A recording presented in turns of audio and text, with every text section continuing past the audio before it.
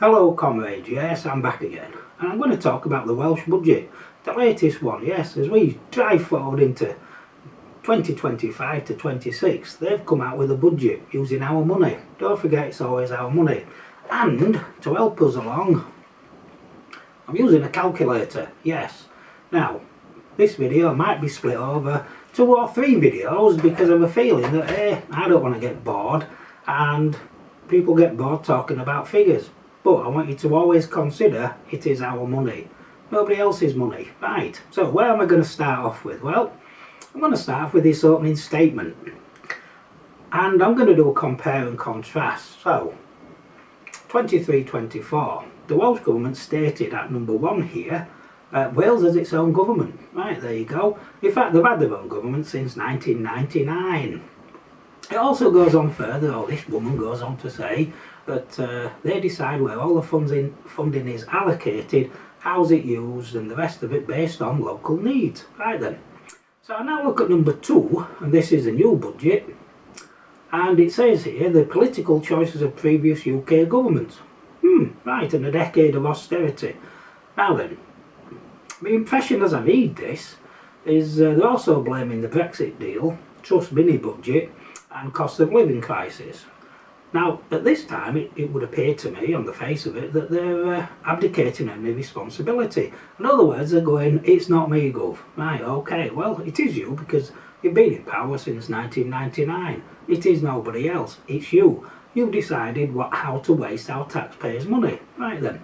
I then go down to number 3 on the 23 budget, and it goes on, inflation is at a 40-year high, and also energy prices are also very high at the moment. I wonder why that is, I'm asking myself.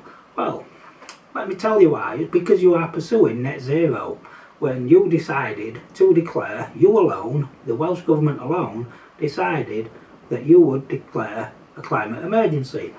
Net zero meant that we, the taxpayers, and all our utility bills increased by a vast amount of money. It also meant the knock-on effect, and wow, get me, I'm not an economics person, but as soon as you put fuel up for anything you do, that's running a factory, transporting goods, prices go up. Yeah, it's like a given, isn't it, really?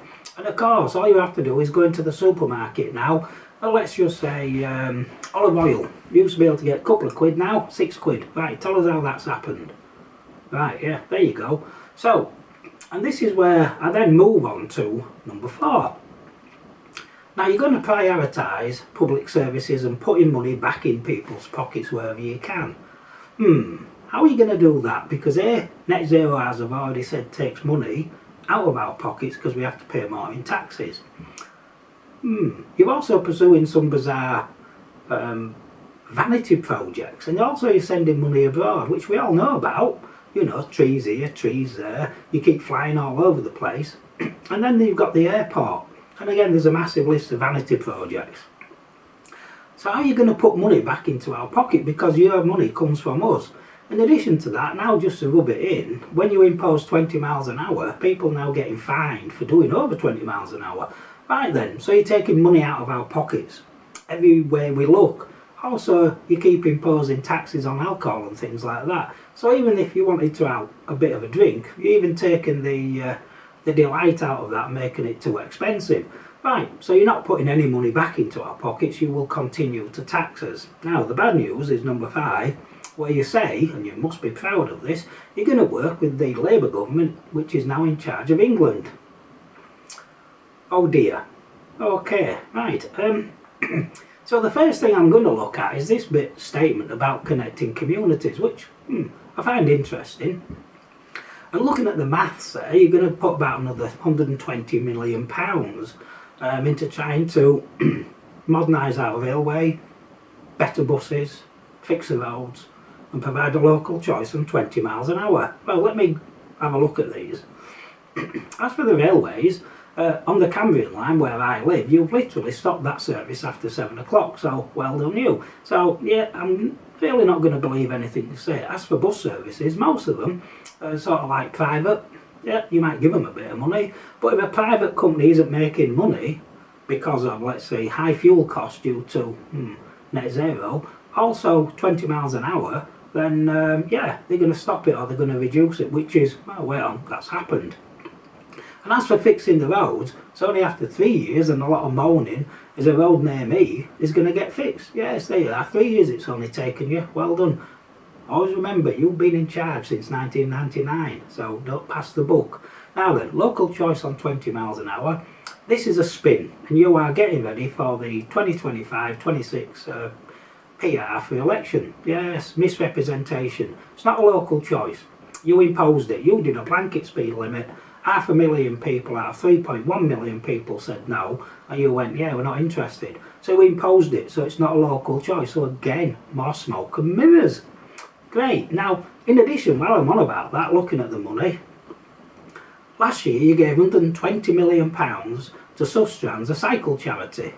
That is the total amount you're now giving to connecting communities. So you're not really trying to connect communities, are you? It's just basically smoke and mirrors again. Now the other thing, Transport for Wales gave £47 million on top of everything else to councils for active travel. Right then, So connecting communities, £120 million worth? No, you're not serious about it, I'll tell you that now. And I will be doing a separate video on a community because you really don't care about communities, yes.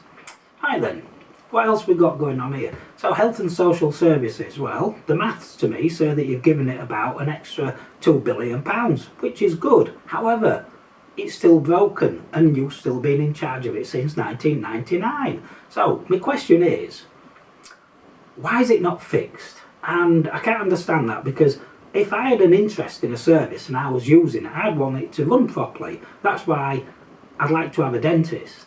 So if I was in charge of something like this, I'd be all over this like a rash. I'd get people in, I'd get it sorted out. I'd say, unless you fix it yourselves, you're not getting any more money. That's like a good start for 10. So I somewhat suspect that possibly people in the government, might have some sort of buca deal, and also the elected officials. Yes. And I'm wondering that now, because why are you not bothered about it? That's what I don't understand, because it must cause you issues, unless of course you'll never get ill. Right. So I don't really get that. It's good to have money in, but why waste money when you could fix it? So the other thing is climate change. Now, as you can see at the top, in 24 the budget for that was 2.648 billion. Great.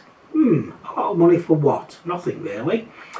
However, we now go to the below one. It says climate change and rural affairs. So now of course you're mixing them up, which is a bit disingenuous of you, or a bit naughty, but I know why you've done it. So according to this, if you add them up together, it's got £870 million.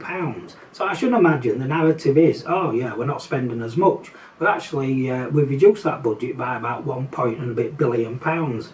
However, no, that's not the case, is it? Because as usual, a little bit of a close look at the big writing. Yeah, it's not hard, the big writing. And we'll go to transport. Right. So, and transport is Transport for Wales. And last year they got £590 million, give or take, right? This year, for some reason, they're getting £1.81 billion. I wonder why that is. Well, I'll tell you why. If we look closely, we don't even have to look closely, follow the blue arrow, and what you'll see is it's all about environmentally friendly transport, which is walking and using push irons. It's as simple as that. Right then. Now, we add them all together and you're back up to over £2 billion again. Yes, over £2 billion. But I guarantee the narrative will be totally different, so please remember that. Now, the other thing is this thing about social justice. Oh, right, we all like a bit of social justice. And it would appear it matters that much that you've given it £3 million less. Now, I can help you out here. Stop net zero, stop your vanity projects and stop sending money abroad to other people. Your priority should be the taxpayer who funds you and your lifestyle and everybody else connected to you in government. Yes, that's your family and everybody else, because without us funding you, you don't exist. You could do better and look after people who've contributed all their life, i.e. mainly working class people, because that's how countries have always been built. Right, comrades, thank you for watching, and catch you on the other side. I will have another video for part 2 on this. Thank you. Goodbye.